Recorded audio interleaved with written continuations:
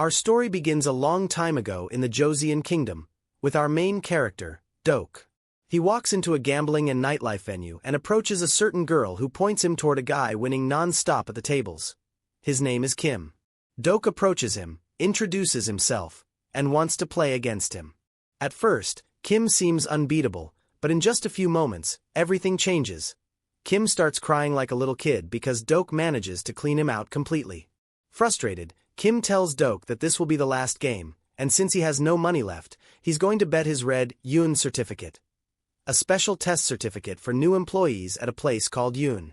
This place, Yoon, is the most prestigious and elite establishment in the entire kingdom. We'll learn more about it later. What's important for now is that everyone at the table is stunned when they see the certificate. Dok's eyes light up. It's almost like he knew Kim had the certificate and got him to play just to win it. Dok agrees to the game, raises the stakes, and bets all the money he has. Then he signals the girl with him to move forward with their plan. She's supposed to report them to the police, because gambling was illegal at that time and punishable by law. While she's on her way, Dok wins the certificate. Kim, now devastated, grabs Dok's leg and begs him not to take it, saying it belongs to his boss and he can't go back without it. But just then, the police raid the place. Dok takes the opportunity to escape. The girl is waiting for him outside, so he jumps over the wall and changes into women's clothing to avoid suspicion. As they leave the gambling spot behind, Dok and the girl head straight to a place called Yunda. Let me introduce it. It's a collection of grand halls surrounded by massive walls, like a kingdom within the kingdom.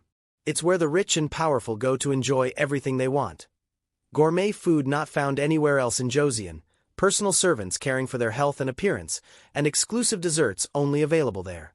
Naturally, it's outrageously expensive, so only the elite can afford to go. Dok wants the certificate to become one of the staff at this place, not to work for work's sake, but because she wants to meet the manager, a woman named Seol. We'll learn why later. Dok is snapped out of her thoughts by a scream from the girl she's with. Kim has escaped and caught up to them. He threatens to harm the girl if Dok doesn't return the certificate. Dok slowly approaches Kim, and when Kim lets go of the girl, Dok punches him, tells the girl to run, grabs the certificate, and escapes. Kim chases after him. By chance, Dok runs into a stranger. In a swift move, the stranger leaps over him and crashes into Kim. Turns out this stranger was chasing someone else entirely, and Dok and Kim messed up his plan. Annoyed, he takes the certificate from them both and realizes they're fighting over something that doesn't even belong to them. To mess with them, he tears the certificate in half, gives each of them one half, tells them now it's fair, and leaves them both frustrated. Dok returns home upset, telling the girl, whose name we learn is Shale and she's his sister, that their plan failed. But Dok isn't one to give up and starts thinking of a new plan. Now let's go to the king of Joseon himself. A man arrives with loads of gifts, clearly trying to bribe the king into siding with him. He brings an outrageous amount of gold. Suddenly, the same guy who tore the certificate shows up, draws his sword, and holds it to the gift giver's neck. We learn this guy is Prince Mo, the crown prince, whose identity is unknown to the public. Mo smiles and tells the man that he sees him every month, bringing gold to the king. He says he's impressed by his loyalty but has one request.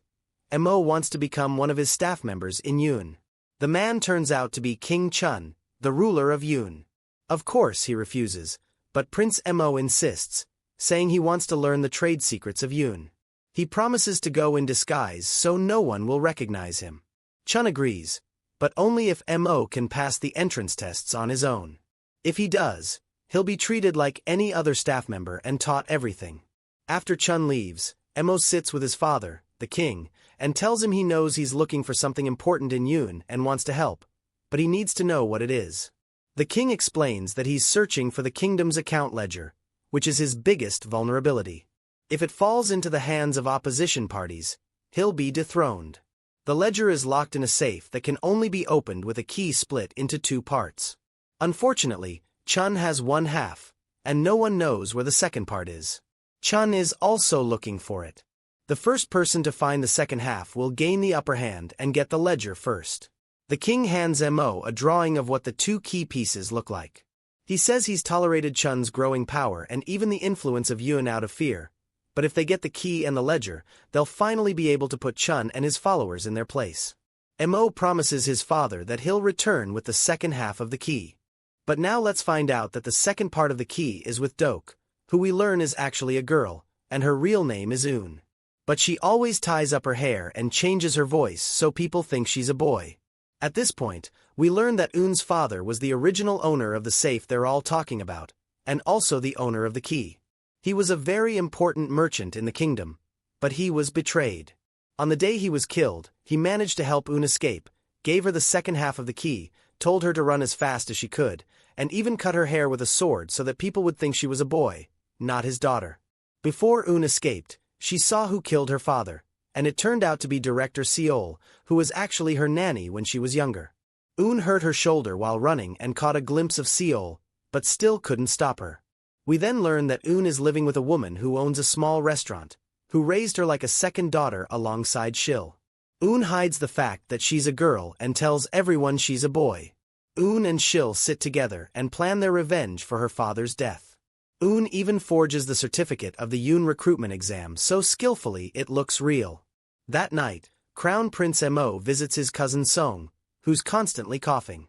We learn that Song's father was actually the king many years ago before he was murdered, and after that, Mo's father became king. Song has suffered from a chronic illness since childhood, but that never affected the close bond between him and Mo. They're like brothers. The day of the job application arrives. Un goes to the recruitment site and sees that there are 29 other men applying for the job. She stands in line where security checks their certificates before letting them in. Suddenly, a young man behind her greets her, introduces himself as Wa, and offers her a deal. If she helps carry one of his many boxes, she can have a quarter of what's inside. It turns out to be a meat box. Un bargains and insists on taking half instead, and Wa agrees. When it's Un's turn, the guard suspects her certificate is fake. So, she offers him half of the meat from Wa's box to smooth things over, and the fool lets her in. The 30 applicants are gathered and introduced to their supervisor Bang, who's responsible for training and testing them. Only 8 out of the 30 will actually be accepted. The first order is for everyone to strip and wear the official staff uniform right there. But Un, being a girl, obviously can't do that in front of everyone. She tries to change somewhere else, but Prince Mo spots her and sees a glimpse of the second half of the key hidden under her clothes. He tries to get it, not knowing she's a girl. Un thinks he's some pervert trying to see her body, so she shoves him away. Then, Wa jumps in, acting like he's Un's protector now. A fourth guy named Ko, who was late changing too, tries to calm everyone down. Suddenly, Seol walks in. When Un sees her, she's hit by memories of her father's betrayal. The 4 of them think they're going to be expelled on the first day, but Seol glances at Wa and, for his sake, decides to let it slide. We'll find out later why. Bang then takes the applicants on a tour to familiarize them with the place, which is clearly impressive. Since they're staying overnight, they're split into groups. Un learns she'll be rooming with Wa, Mo, and Ko.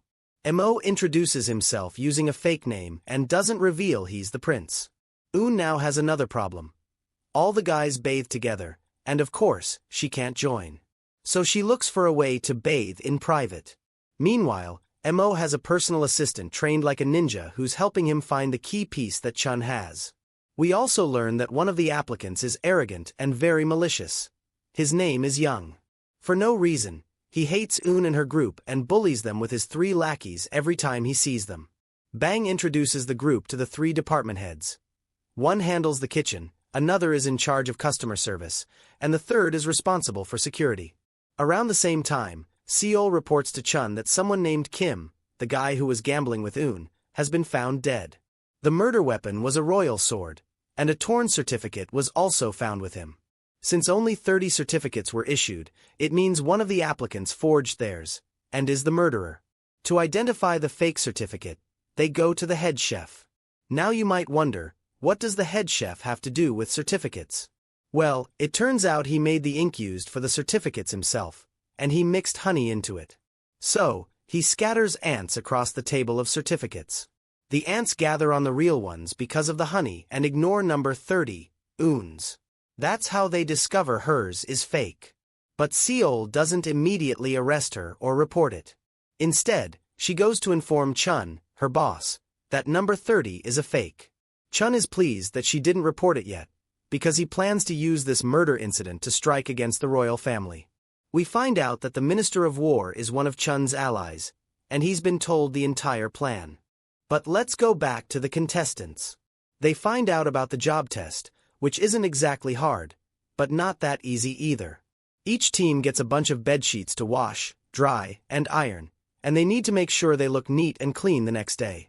Since Eun is the only girl among them, she ends up being way faster than the rest when it comes to washing and helps out her team.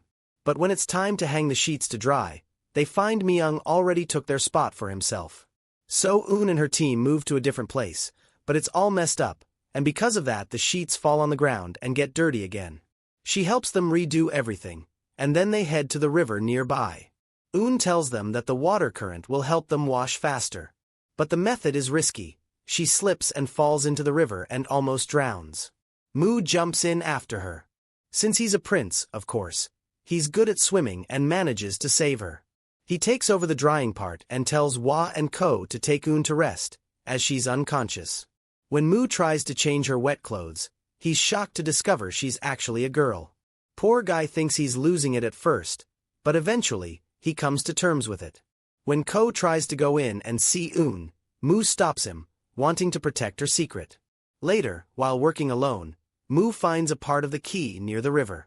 When Eun wakes up, she starts frantically searching for her key and runs off to the river. Hwa sees her but doesn't say anything. Mu, on the other hand, shows her the key and asks about it. She tells him it's the only thing she has left from her father. He gives it back and reminds her that she owes him for saving her life. Eun gets back to her team and tells them they need to finish drying the sheets.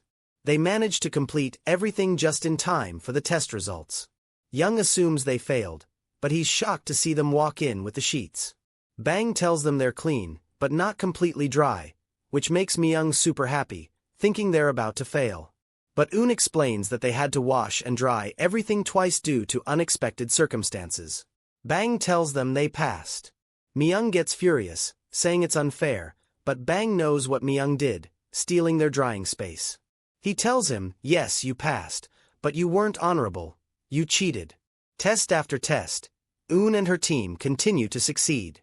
Their bond gets stronger, and Mu starts to feel what it's like to have real friends who like him for who he is, not just because he's a prince.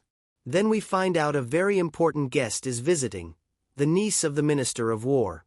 We also learn that the minister is working with Chun and wants his niece to marry Prince Mu so they can control him.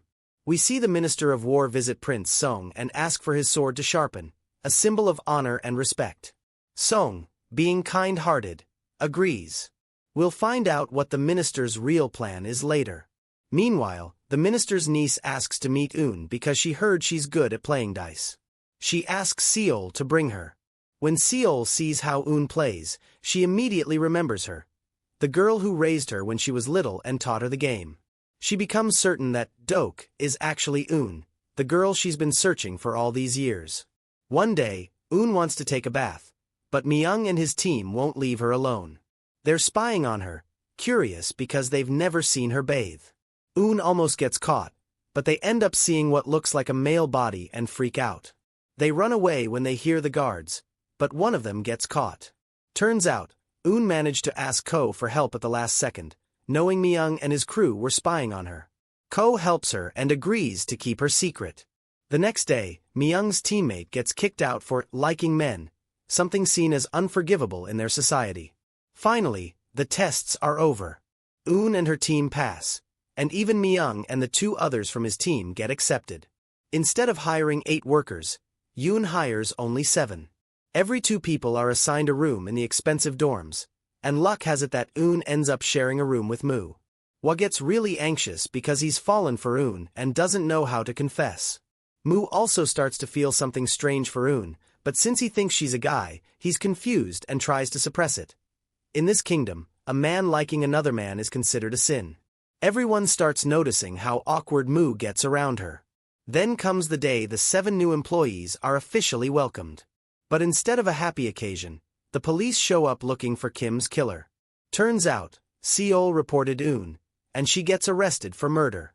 Before she leaves with the police, Moo tells her not to worry, she's not alone.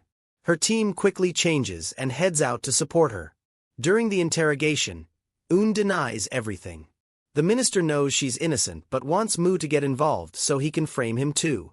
He threatens that if Moo denies the accusations, he'll arrest his cousin for taking a royal sword, giving the minister leverage against the royal family. Meanwhile, Chun is in his office with the second half of the key, remembering what happened with Eun's dad. They used to be friends and business partners. But Chun got blinded by greed and wanted to take down the royal family because of how they treated him. He gave Eun's dad the ledger and asked him to be part of the plan, but Eun's father refused to join him, though he did hide the ledger in his safe. Chun is snapped out of his thoughts when Ho comes in asking for help, saying Dok is innocent. Chun refuses, telling him to figure it out himself or stay quiet. We find out that Ho is actually Chun's son, though no one else knows. That night, Eun's mom and Chul sneak in to see her. They bribe the guard and manage to get into the cell. Her mom cries while feeding her, but Eun reassures her everything will be okay. Later, Eun realizes that Seol was the one who reported her, meaning Seol now knows the truth. The next day, we learn Moo is the reason Eun was released. He agreed to marry the minister's niece, bringing her family into the royal bloodline. Seol is shocked to see Eun back with Chun, who should have fired her, but Eun convinces him that letting her work there would improve the place's reputation. That way, people would know they respect their workers and the scandal about the fake diploma would blow over. Now the tension between Seol and Eun becomes an open rivalry, both aware of the other's secrets. Back in her room, Eun finds her teammates prepared a fancy dinner to welcome her back. Moo, of course, doesn't admit that he was the reason behind it. Later at night, Ko confronts Hwa and tells him it's obvious he likes Dok. Hwa gets flustered and says, "But we're both guys." Ko rolls his eyes and says, "Come on, I know she's a girl. And so do you." Hwa finally admits he's into her but doesn't know how to tell her. Especially since Moo, who still thinks she's a guy, is the one sleeping in the same room with her. At the same time, we find out Chun isn't just a monster to the royal family. He's cruel to his own son too. He constantly belittles him, making him feel weak and useless. He tells Ho that his so-called friends aren't real.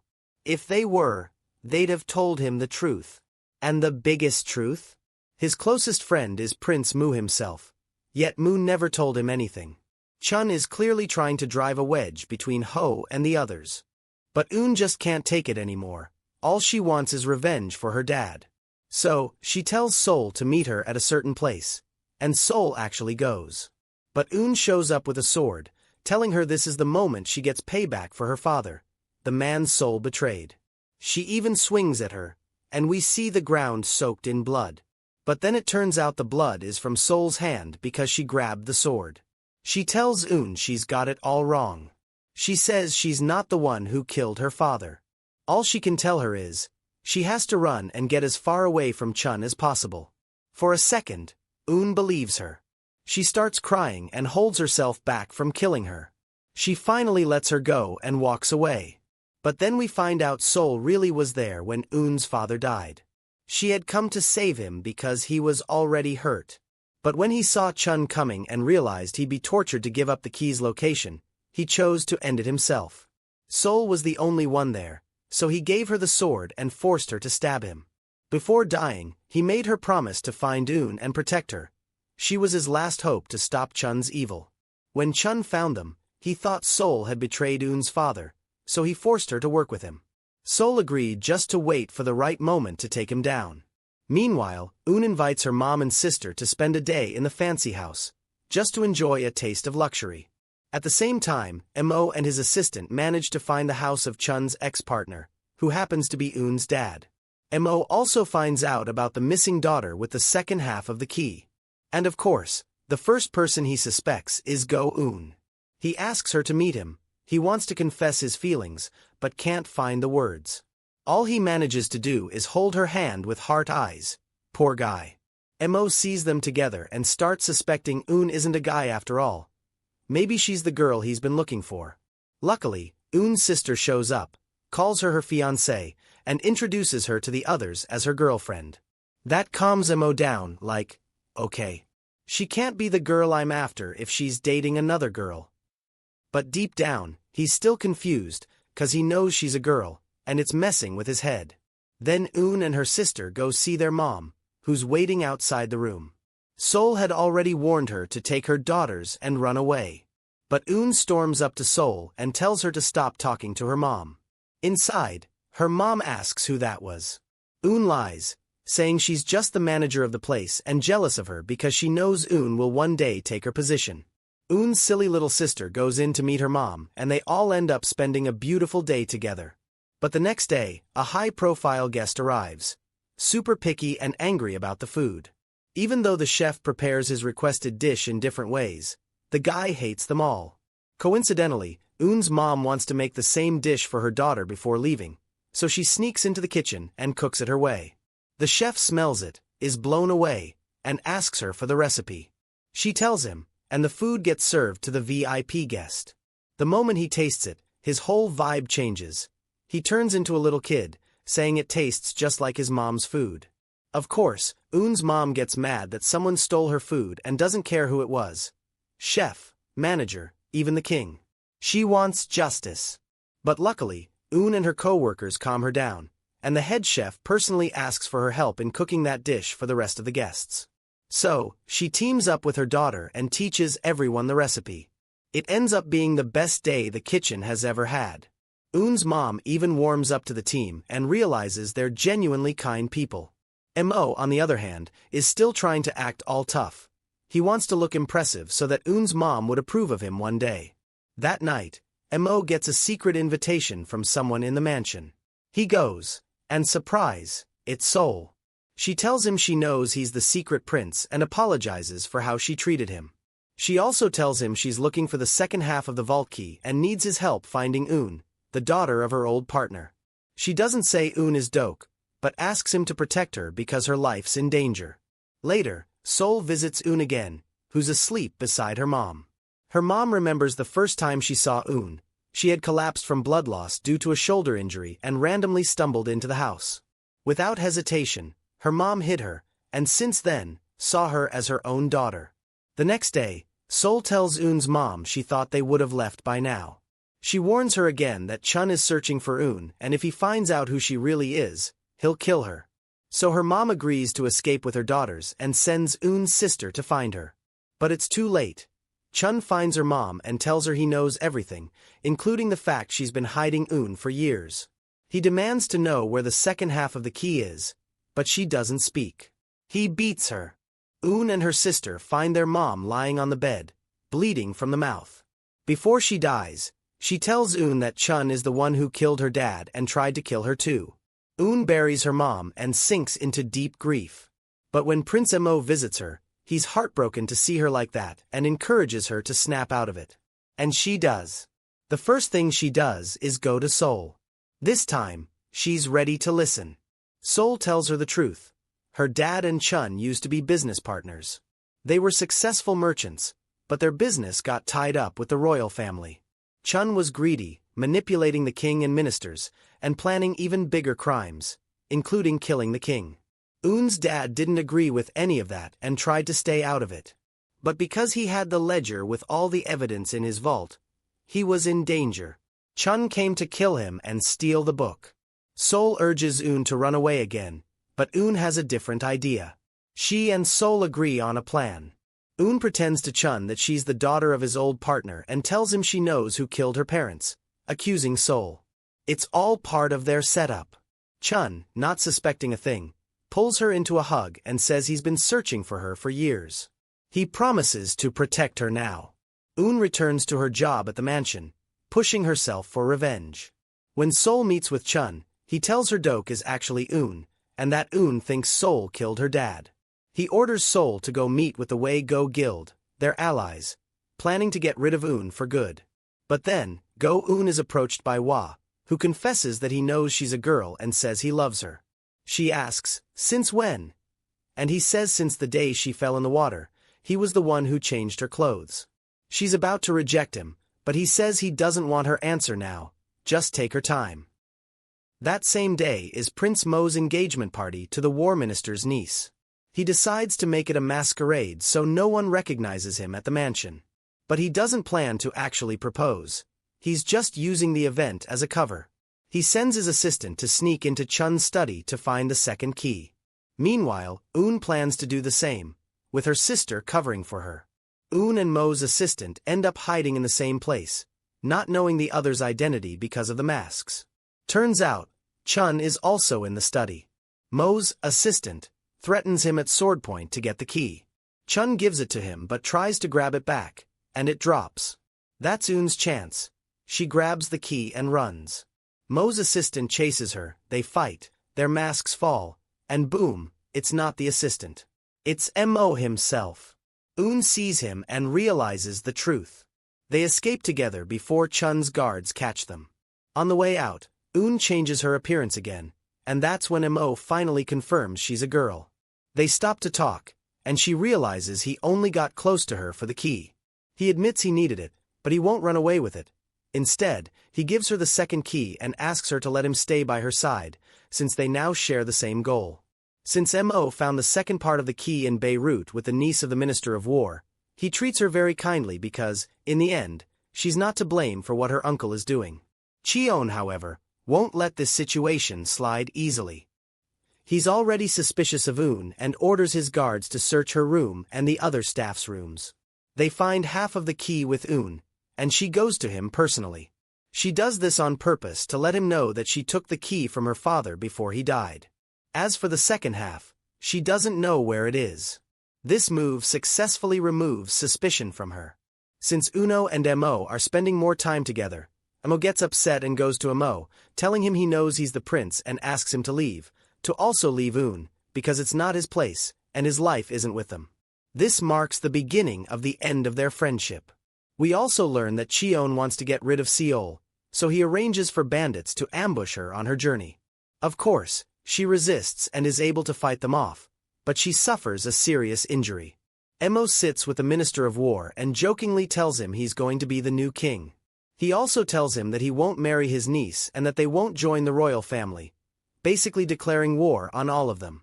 That night, Mo and Eun are supposed to meet to search her father's house for the hidden safe.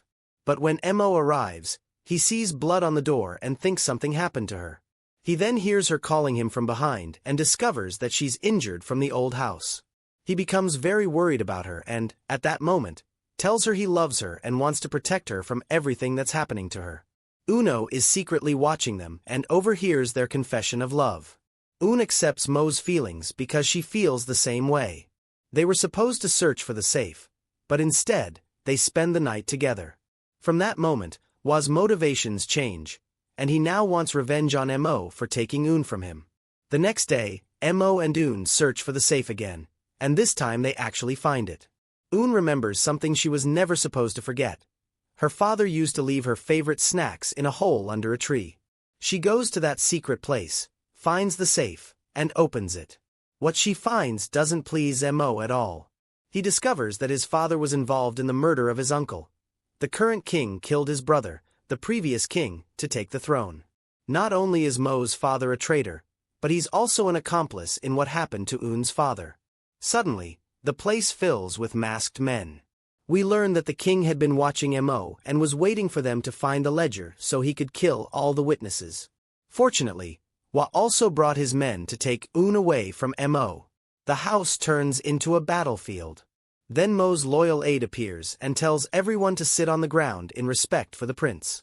Mo sees the shock on Eun's face when she learns that he's the unknown prince and the son of the king who was involved in her father's death.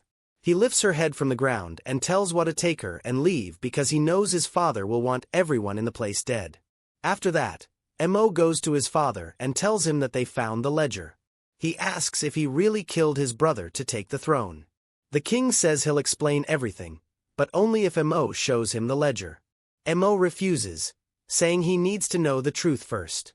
The king gets angry and admits that he was involved in his brother's death, but didn't know it would lead to murder. He had only conspired with Cheon and the Minister of War to force his brother to abdicate, but his brother's death was a result of their actions. Mo is disgusted. He tells his father that he's a traitor, just like everyone else in the kingdom, and that all this time he had been helping someone who deserved punishment. The king orders the head guard to imprison his son in his room, knowing Mo won't let the ledger stay with Un.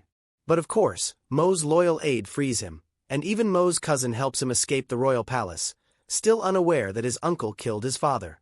Mo runs to Un's room in the village and searches for the ledger until he finds it. Un tells him that she suspected he was using her, but she never believed he would exploit her feelings. Mo explains that she misunderstood him and that he didn't know his father was responsible for what happened. He tells her that he wants the ledger to be kept away from her because his father won't let her live as long as she has it. Un tells him it's none of his business and asks him to leave. He agrees to help her with her revenge plan but says he must be by her side because, without him, she'll die. Un asks him if he's willing to help her knowing that she's going to punish his father and hurt him. Mo agrees, saying he'll help her because it's the only way to stop his father's corruption. The next day, their plan begins.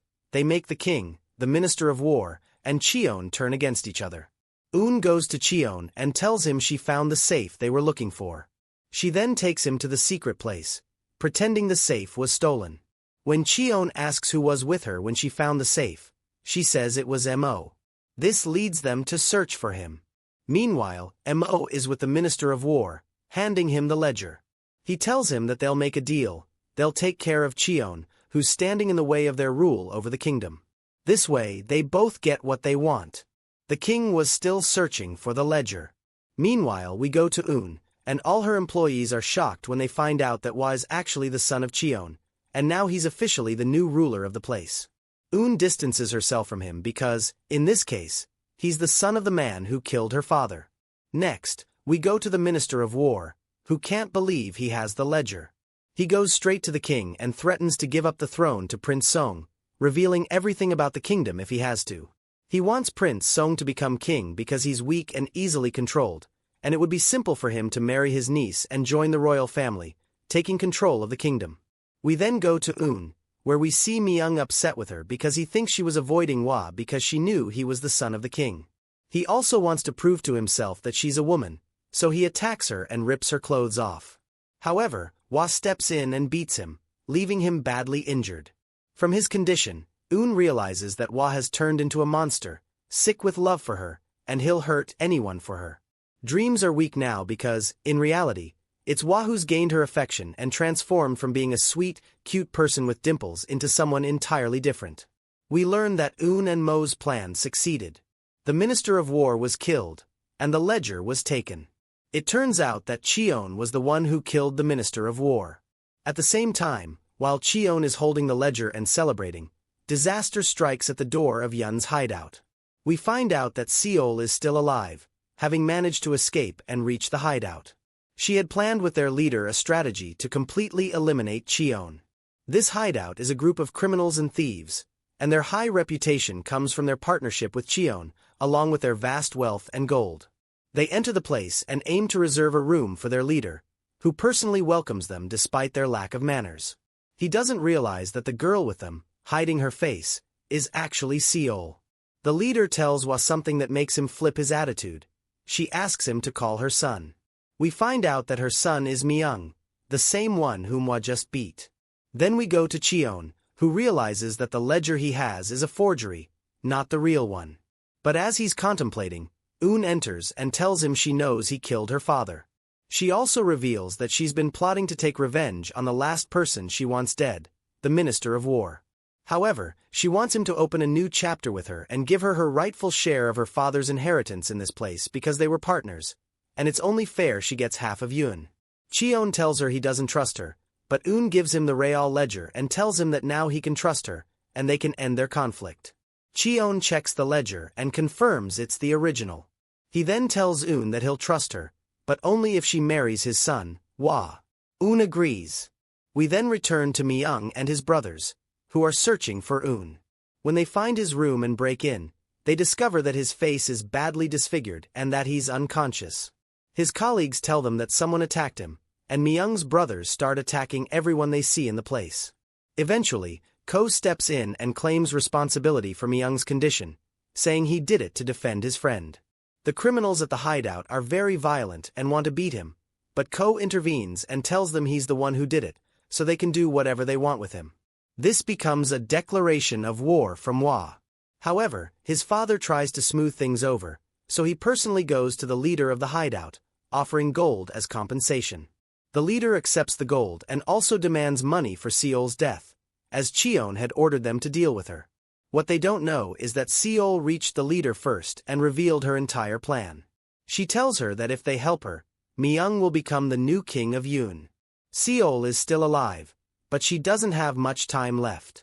She tells Eun about the plan, explaining that a major coup is coming, and the new king will be Prince Song, who, we learn, is not as kind as we initially thought. He's the one who killed King Kim with a royal sword to hand the kingdom to Mo. He also knows that his father died from poisoning, and he seeks revenge. Eun realizes that, because of this rebellion, Mo and his family will become the scapegoats. Seol continues, telling Eun that Yoon will belong to Waego, and that's the price for helping her. That night, Seol sits with the leader and Prince Song. They are now at the final stage of their plan. Meanwhile, Eun is with Mo and asks him to run away with her, as Seol arranged a ship that will take her to Waego in a few hours. There, she'll be safe from what Wa and Cheon might do to her. Eun tells Mo that she still loves him and wants to spend the rest of her life with him. Mo is deeply moved and agrees to run away with her, but he first needs to go to Song to say goodbye, as he considers him a brother. Eun still hasn't told Mo everything she knows about him. She asks him to go say goodbye, and his last memory of him is that he's still kind. Mo actually goes to Song and tells him that he's going to escape the kingdom and step down from becoming king. He apologizes but says Song has to know the truth. They both find out that his father was poisoned by Song's father, the Minister of War, and Cheon. Song is shocked and admits he already knew. He asks Mo to escape because the kingdom rightfully belongs to him.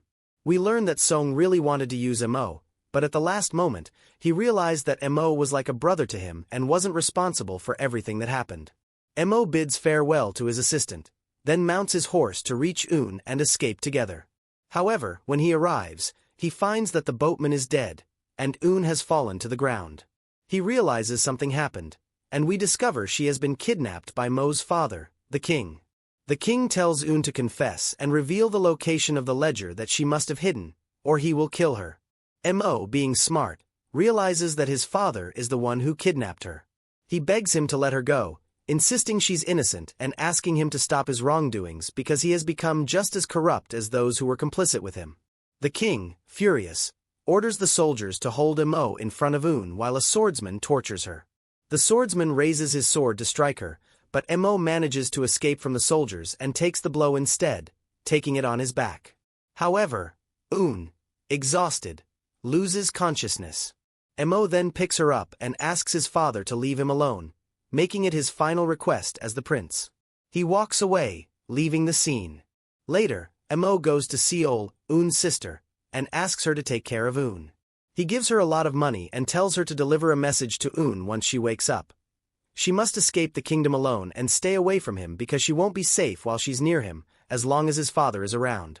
Of course, Eun doesn't listen to this, because once she wakes up and hears Mo's message, she asks Seol to take care of herself and says she has to go to Mo and face whatever happens together. Eun finds Mo, and she tells him she will never leave him, and they must finish what they started. The next day, Mo goes to Cheon and threatens him, saying that he will become the king. Cheon, listening to him, arranges a royal ceremony. Mo invites the king and all the ministers, and instead of announcing himself as the new king, he exposes his father. He reveals what he did to the Minister of War and Cheon and that they were involved in killing the king. Mo also introduces Eun to everyone, and she tells them that Cheon killed her father, who was his partner, and made Yoon using his wealth. Mo demands that his father stop his actions and that enough is enough. The king is shocked when he finds out that he is the one responsible for all the tragedies. Cheon, realizing he has nowhere left to go, looks down, waiting for his punishment. His anger explodes, and he sets the place on fire himself. Eun follows him and tells him that she's been dreaming of this day for many years. She raises her sword to his neck but doesn't kill him. She says he doesn't deserve to die and that she will leave him to face his fate because she's not a murderer like him. She leaves, and Cheon is left in his office, surrounded by flames, contemplating whether to die or ask Eun for forgiveness. As Hwa tries to save his father, Ko stops him, saying that the time has passed. He breaks down in tears, watching his father die before him. At this moment, Song asks Mo to come to him.